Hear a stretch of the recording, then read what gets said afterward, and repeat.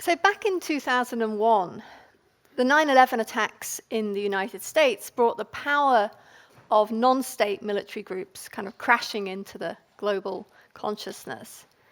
The ensuing battle between Al-Qaeda and then later ISIS represented what seemed like a new kind of war between states and non-state actors that was across international boundaries. Now, many writers argued at the time that these wars posed a grave challenge to so-called just war theory, proving an ill fit with familiar understandings of combatants, non-combatants, and legitimate targets. It seems to me, however, that it is Russia's invasion of Ukraine that really throws the inadequacies of traditional accounts of the ethics of war into stark relief.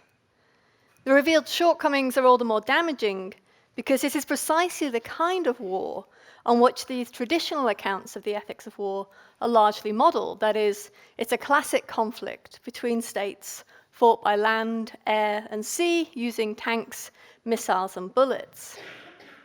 Now, according to the traditional view of the ethics of war, Russian combatants are the moral equals of Ukrainian combatants, and they do nothing wrong when they kill Ukrainian combatants. Nor do they act wrongly when they kill Ukrainian civilians or destroy Ukrainian property and infrastructure, provided that these harms are proportionate side effects of pursuing their military endeavors. They're also morally permitted to capture Ukrainians and hold them prisoner. That traditional accounts of the ethics of war produce such morally implausible results about this conflict is, I'll suggest, a decisive reason to reject those accounts. So what I'm calling the traditional view of the ethics of war has historically dominated writing on so-called just war theory. So this account makes two central claims. The first is that war is a relationship between collectives, usually states, rather than between individuals. And the second is that we can't judge the morality of fighting war by looking to our ordinary moral principles. Rather, war on this view is morally exceptional. It has its own special moral rules. Now, these two claims are connected. War is a relationship between collectives, and according to this view, this relationship gives rise to moral considerations that can't be captured by thinking about individual people who make up those collectives. And we see this most clearly at the ad bellum level, that is, when it comes to judging decisions to wage war or to continue to wage war. The kinds of goods that are typically thought to give rise to a just cause for war, so something like the protection of a state's territory or its political integrity, seem to be collective goods. But the belief that war cannot be judged by the morality of ordinary life also stems in part from a view about the nature of war itself. And Hugh talked a bit about this morning. War involves the intentional transgression of some of our most fundamental moral prohibitions. It is about killing and maiming as a means of achieving an end, knowing that both the guilty and the innocent will suffer as we pursue our goal. Now, this concern speaks most obviously to jus in bello, that is, to how the war is fought. Since war essentially comprises activities that we ordinarily prohibit, we cannot judge war by our ordinary moral standards, or so the view holds. Traditionalists also support their exceptionalist view by invoking the notorious fog of war, that is, the confusion of stress and uncertainty that characterizes much of the fighting of war.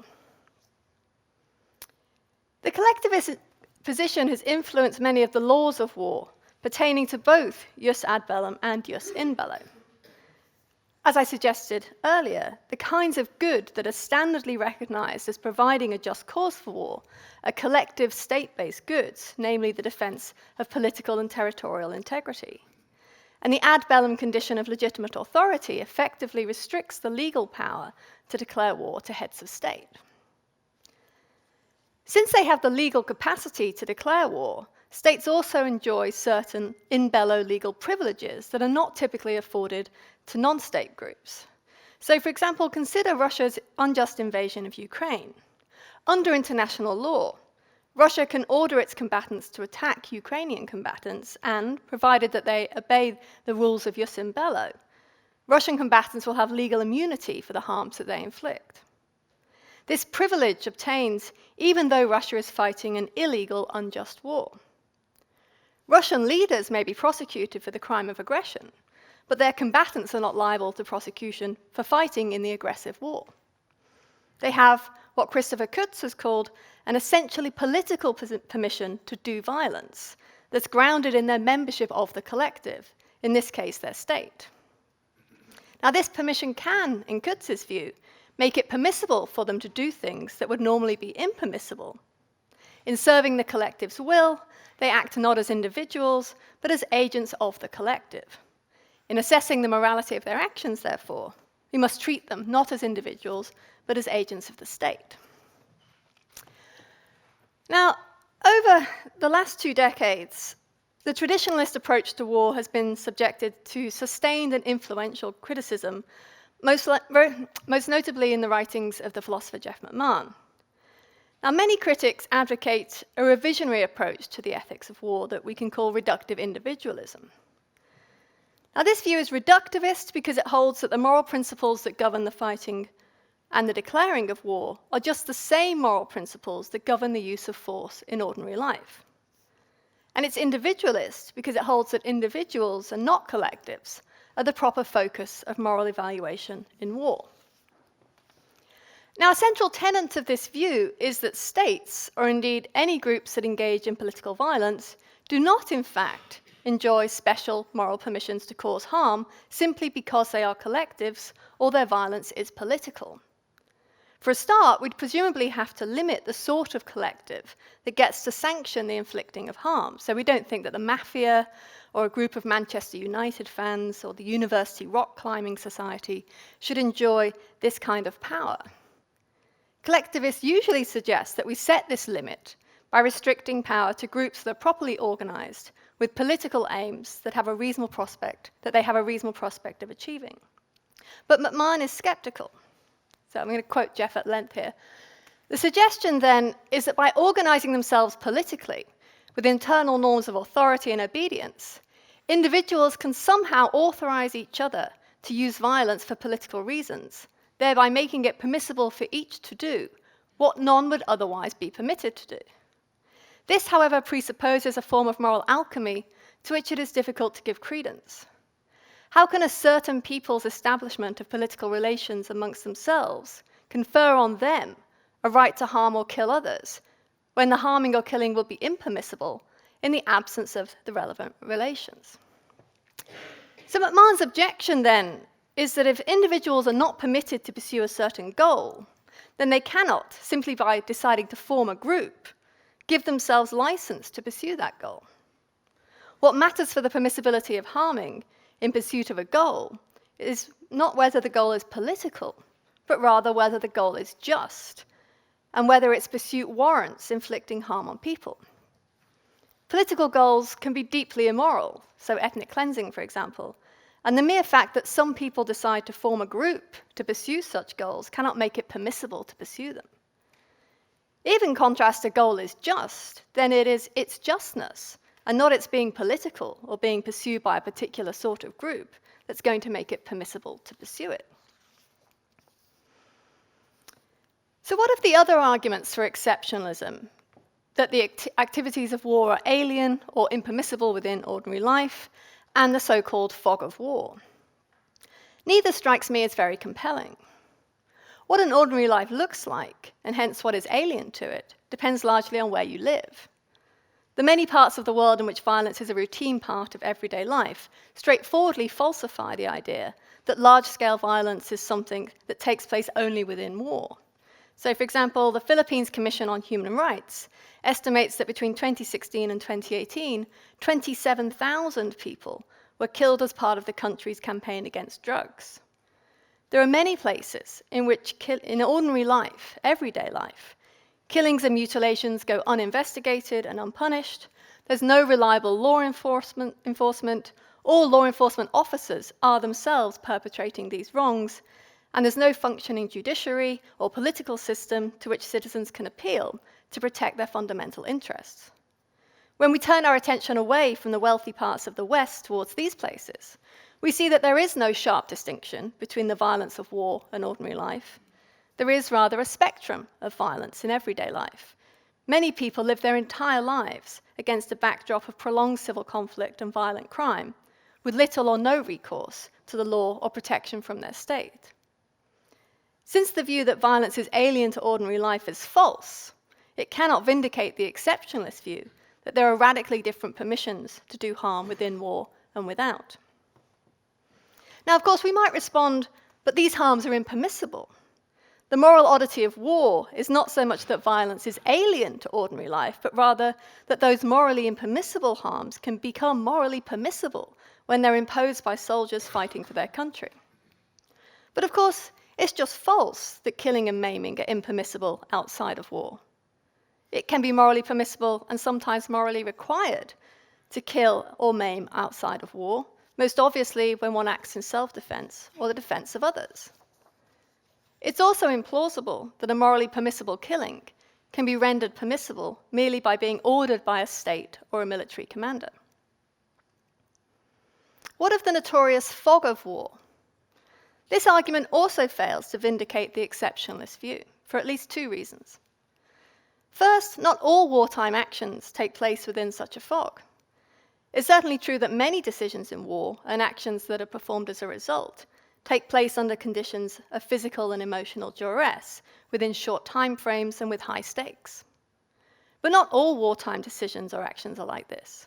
Military commanders are not, for the most part, sitting in bunkers under hails of bullets. They're often physically removed from the conflict, but in little or no physical danger. Those operating remote weaponry are often situated far outside the conflict zone. Such people often have fairly long periods of time to assess information and make decisions. It's easy enough to kind of conjure up images of exhausted, overheated combatants trudging through a jungle in Vietnam to try to motivate the fog of war justification of the exceptionalist view. But the exceptional principles that are postulated by this view are meant to apply to a war in general. And it's not true that war in general takes place under these kinds of extreme conditions. Second, not only wartime actions take place within such a fog.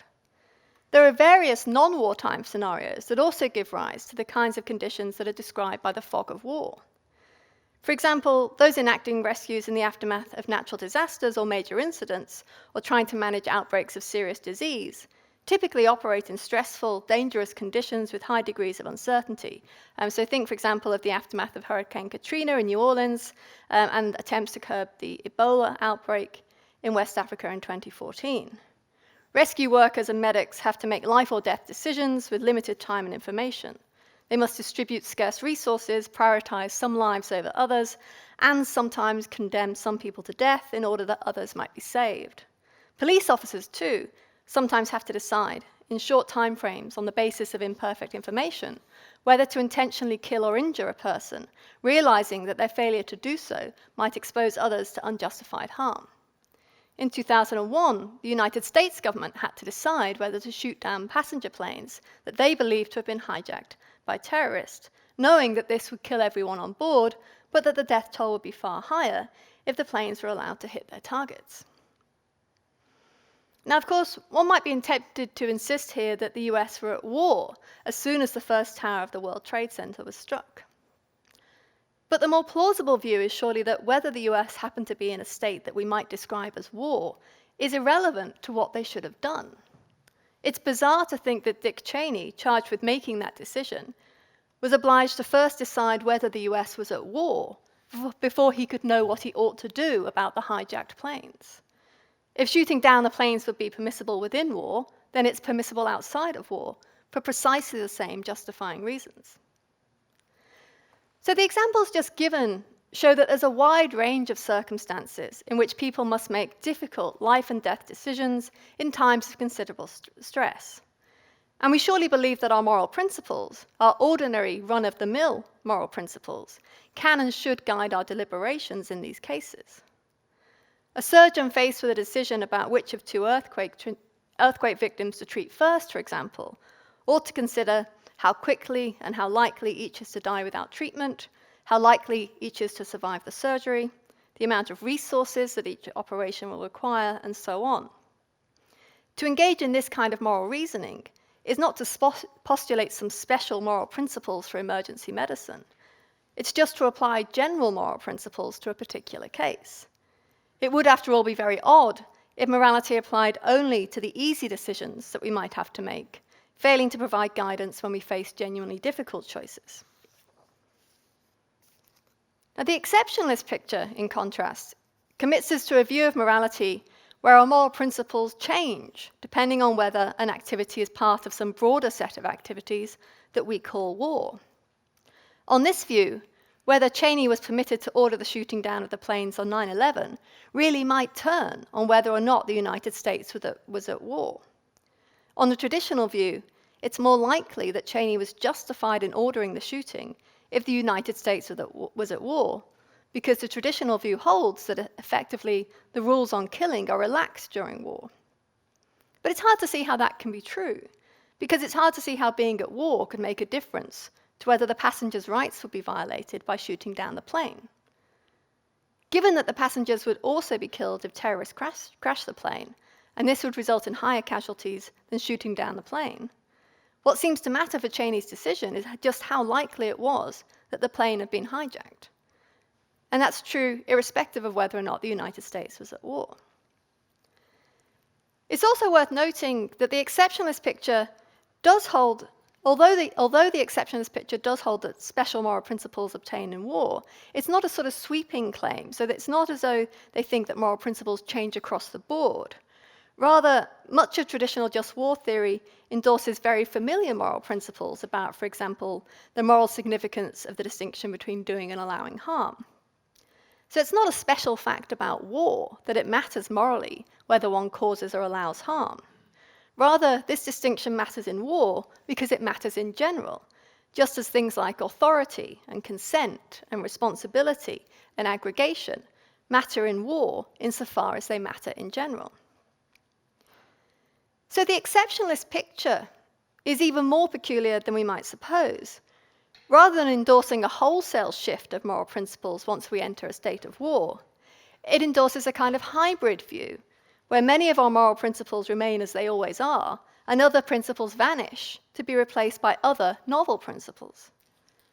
So, for example, the principle that it is wrong to knowingly kill in the service of unjustified ends is surely a stalwart moral principle of ordinary life. But according to Michael Walzer, in war, this principle is replaced by a new principle that one is morally permitted to knowingly kill both combatants and civilians in the service of unjustified ends, including, for example, imperial expansion, genocide, or ethnic cleansing. On this view, Russian soldiers are morally permitted to kill Ukrainians in order to try to secure the goals of Russia's unjustified invasion. This kind of buffet approach to morality looks extremely ad hoc, a kind of moral gerrymandering intended to secure permissions for the actions of states that are impermissible by any moral standard that we might plausibly apply elsewhere. To engage in this gerrymandering is to make a mistake about the kind of thing that morality is. Morality is not like the law. The law is a socially constructed framework that we can shape and revise in order to ensure that it best promotes the goals that we happen to have. So if, for example, we want to reduce incarceration levels, then we might change the law so that some crimes, say shoplifting or car theft, no longer incur prison sentences. What we cannot do, however, is make shoplifting and car theft less morally bad, even if that too would serve some end that we happen to have. We don't have control over the badness of things in the way that we have control over prison sentences. Likewise, if killing in pursuit of unjustified ends is morally impermissible, then it's impermissible even if this moral constraint on our actions sometimes undermines the pursuit of our ends. We cannot, faced with this conflict, choose to revise morality so that it better serves our ends. Moral theory is about uncovering and not creating moral truths.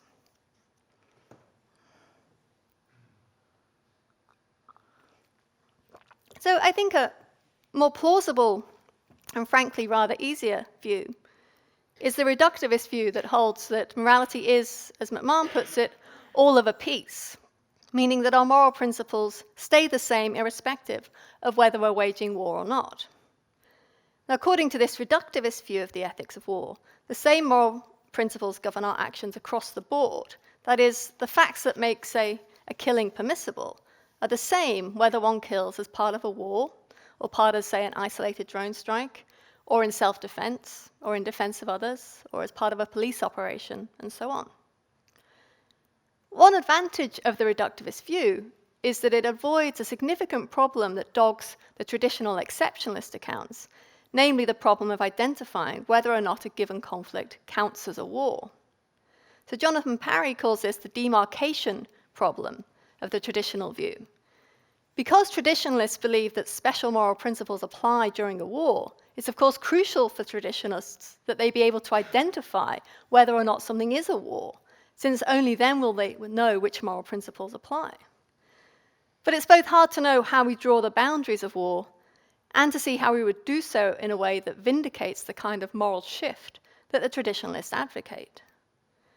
So, for example, one option is to say that a war is a conflict between states and that some morally significant features of the relationship between states, state leaders, and combatants explains this moral shift. But this is too narrow, of course, because it would rule out civil wars, in which typically various groups are vying for control of a territory. It also rules out asymmetrical wars between states and groups such as Al-Qaeda and ISIS. As I noted earlier, it's partly this so-called changing character of warfare that's been thought to challenge traditional accounts of the ethics of war in the last couple of decades, when conflicts between states and Islamic fundamentalists have largely dominated global politics. But of course, war has always had a very mixed character. History is littered with feudal wars, guerrilla wars, insurgencies, civil wars, and terrorist attacks.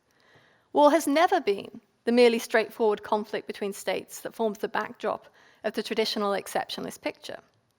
In modern times, the majority of armed conflicts occur wholly within a single state.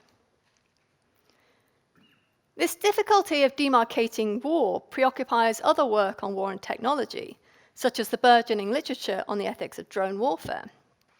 So many writers in this area claim that we need a new set of moral principles to govern the use of drones, because their use often falls outside the scope of both domestic policing and war. And much like writers on cyber warfare, this then leads them to worry about whether these so-called measures short of war can be judged by just war principles. Many conclude that we must develop new jus ad vim, or just use of force principles, in order to cope. Now, of course, we could kind of iterate this problem ad infinitum, positing special principles for cyber wars, wars using animals, civil wars, small wars, big wars, long wars, short wars, and wars on Wednesdays. But we would surely do better to simply endorse the reductivist view that morality is indeed all of a piece, meaning that our moral principles stay the same, irrespective of whether we're waging war or not, and what particular type of war we happen to be waging. Evaluating war by using our normal moral principles also results in what is, to my mind, a much more plausible account of the ethics of war. It suggests a strong moral asymmetry between those who fight on the just and the unjust side of a conflict. Our ordinary moral principles tell us that it matters a great deal whether one is pursuing a just or an unjust end, and in particular that it's impermissible to harm others in pursuit of an unjust end. The traditional view that there is moral independence between the ends for which a person kills and the permissibility of her killing is deeply implausible. The reductivist view also tells against the idea that combatants fighting for a just cause are legitimate targets of force. So when we consider the ethics of defensive force more broadly, it seems very plausible that whereas those who wrongly pose unjustified threats of harm forfeit their rights against defensive force, the same is not true of those who employ justified defensive force. So imagine that Anna, enraged at Betty's recent promotion, attacks Betty in the street. Anna clearly violates Betty's rights. She thus forfeits her own right not to be subjected to necessary and proportionate defensive harm. We might say, in other words, that she's morally liable to be harmed. And this is why Betty doesn't violate Anna's rights if she hits Anna in self-defense. There is no moral equality between Anna and Betty, grounded in the fact that they're now using force against each other. Rather, there's a stark moral inequality between them, grounded in the fact that Anna poses an unjustified threat and Betty a justified threat. This very plausible asymmetry suggests that we should reject the traditional view that combatants that are fighting in an unjust war are on a moral par with those fighting a justified war. Now, the war in Ukraine is, I think, a powerful and abject lesson in the plausibility of the reductivist view. There's nothing about engaging in justified defensive force that could render the Ukrainians' rights forfeit, such that the Russians don't wrong them by killing them. Rather, the more plausible view is that because their war is unjust, the Russians simply have no legitimate targets at all. They act wrongly both when they kill Ukrainian combatants and Ukrainian non-combatants. It is a mistake to think, as traditionalists view, that combatants satisfy the requirement of discrimination by aiming force only at combatants. If discrimination is a moral constraint, it must require combatants to discriminate between legitimate and illegitimate targets. Since just combatants are not liable to be harmed, they are not legitimate targets. Force aimed at them violates the discrimination constraint. Reductivism also suggests that Russian combatants cannot satisfy the constraints of proportionality and necessity. Traditionalists cash out proportionality and necessity in terms of military advantage. So a harm is proportionate if it's warranted by the military advantage one happens to secure. But the reductivist objects, the proportionality constraint is a moral constraint, motivated by the fact that causing harm is morally disvaluable. Moral evils can be outweighed only by moral goods, that is, only by the pursuit of morally good ends. Russian combatants cannot justify causing unjust harms by pointing to its role in enabling them to achieve a further unjust harm of occupying Ukraine. Given the advancement of an unjust war is a moral evil, Russian combatants lack morally valuable ends that can weigh against the harms they inflict. Thus, all the harms that they inflict are disproportionate and therefore unjustified. We can run a similar argument with respect to the necessity constraint. The fact that imposing a harm is necessary for achieving an end serves as a moral justification for harming only when the end is morally good. So imagine that stabbing Zara is the least harmful means of, and hence necessary for, stealing Zara's watch. Since the end of stealing Zara's watch is unjust, the fact that stabbing her is necessary for achieving the end does nothing to help to justify stabbing her. Likewise, the fact that Russian combatants can win their unjust war only by causing unjust harm does nothing to justify imposing that harm. Insofar as unjust combatants are pursuing unjust ends, none of the harms they inflict can satisfy the necessity constraint.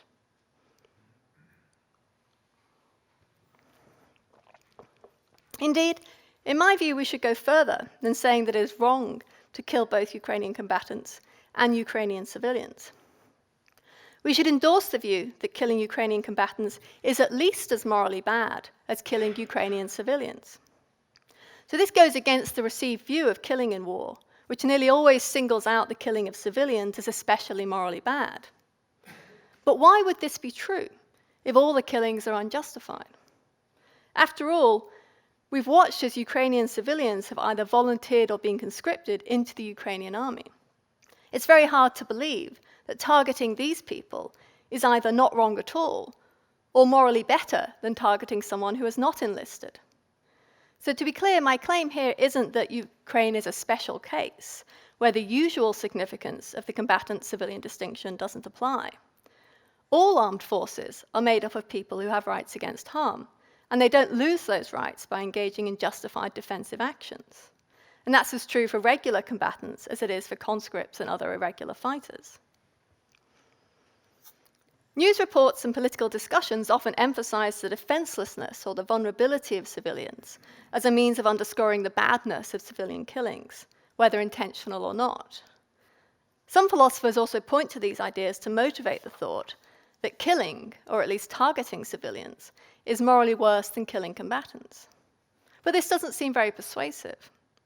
Anyone who has been killed by the Russians was, by definition, defenseless against being killed by the Russians. Having access to ineffective means of defense doesn't make one any less defenseless. Likewise, anyone who is being killed clearly was vulnerable to being killed. So the putative difference between combatant killings and civilian killings cannot be a difference between those who are defenseless and vulnerable and those who are not. Rather, appeals to defenselessness and vulnerability seem to rest on the claim that it is morally significant that a civilian is more likely to be killed by an action compared to a combatant. After all, it's true that a combatant is often more likely to be able to protect or defend herself than an unarmed civilian. But it's hard to see why we should care about this difference when both the combatant and the civilian are unjustifiably killed. So to see this, imagine the following scenario. Villain has only 2 bullets in a 6-chambered gun. He therefore has a 1 in 3 chance of firing a bullet when he pulls the trigger. He unjustifiably shoots and kills Amy. Villain then has only 1 bullet left in his gun. That is, he has a 1 in 6 chance of firing a bullet when he pulls the trigger. He then unjustifiably shoots and kills Ben. Is the killing of Ben morally better than the killing of Amy merely because it was less likely to happen? It seems doubtful. The victim's ex-ante chances of being killed seem irrelevant to our judgments of the badness of unjustifiably killing them. Likewise, the fact that the possible worlds in which a combatant survives a given attack are closer than those in which a civilian survives seems irrelevant to judging the badness of these killings. Of course, how likely an action is to cause harm can bear on whether the action is justified. But when the action is unjustified, as Russian actions in Ukraine are, these differences about the likelihood of causing harm seem unimportant for our judgments about the moral badness of the harms caused. Now, we might try to support the worseness of killing civilians by pointing to the fact that killing civilians can be a terroristic form of killing, where the civilians are killed as a means of coercing other people to perform certain actions, such as surrendering. In contrast, combatant killings are typically eliminative killings, that is, they aim at eradicating the threats that the combatants pose. Now, I agree that it's especially hard to justify harming a person as a means. That kind of useful harming is justified only when the victim has a duty to harmfully treat herself as a means for the sake of the end. So, for example, I may lethally shove you in front of a runaway trolley, using your body to block its path and thereby saving 5 lives, only if you have a duty to jump in front of the trolley. Since we only very rarely have duties to incur these kinds of lethal costs to ourselves for the sake of others, it's only very rarely that others are justified in lethally making use of us in these ways. It seems very unlikely, for example, that you are required to jump in front of the trolley, even to save 5 people, and therefore it's very unlikely that I'm permitted to shove you in front of it. But the same isn't true of imposing collateral harms. One can often be justified in imposing a collateral harm on a person, even if she'd have no duty to incur that cost to herself. Collateral harms are easier to justify, therefore, than useful harms, including terroristic harms. This is why it seems likely that I am permitted to divert a trolley away from where it will kill 5 to where it will kill you as a side effect. That's a collateral harm, even though it seems clearly impermissible to shove you in front of the trolley to save 5 lives, where I would have to make use of you in a way that seems particularly objectionable. But again, I doubt that this difference between useful and collateral harming matters much when it comes to comparing the badness of unjustified killings.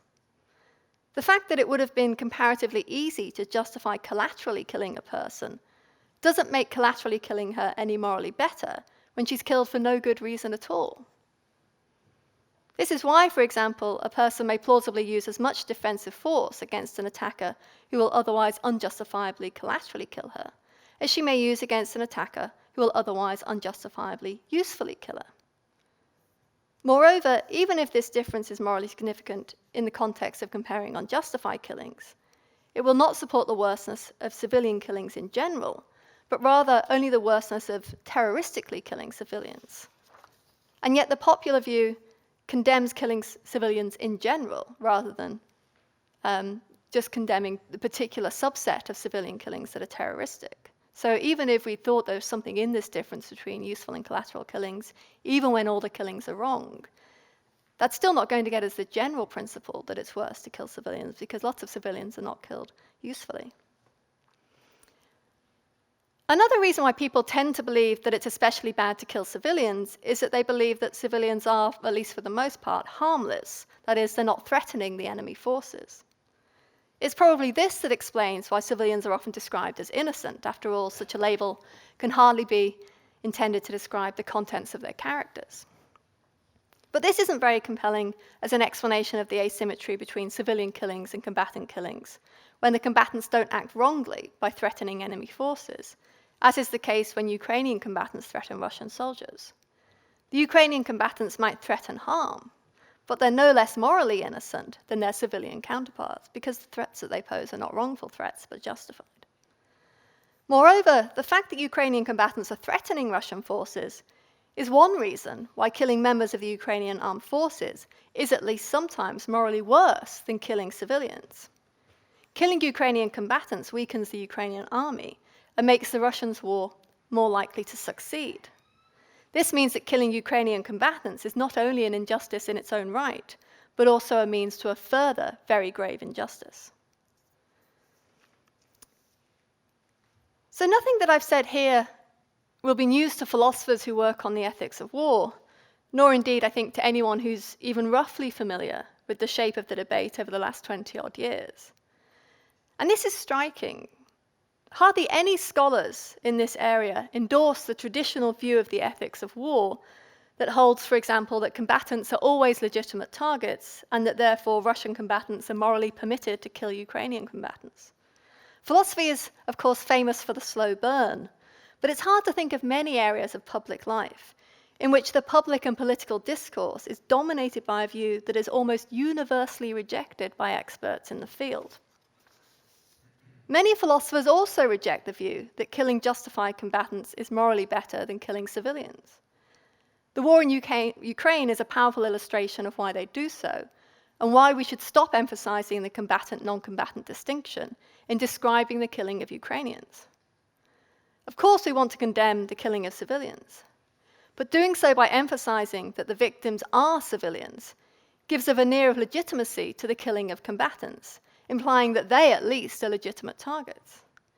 And yet such killings are not only wrong, but also, plausibly, every bit as bad as the killing of Ukrainian civilians. Ukraine's existing armed forces are made up of Ukrainians who have either been conscripted or who have chosen to enlist primarily because of the threat that their country faces from Russia. None of these people forfeit their usual rights against harm by trying to defend themselves and their co-citizens against Russia's unjustified attacks. Their deaths do not count for any less than the deaths of unarmed civilians. In the face of such egregious wrongdoing, we should reject the pernicious traditional view that there might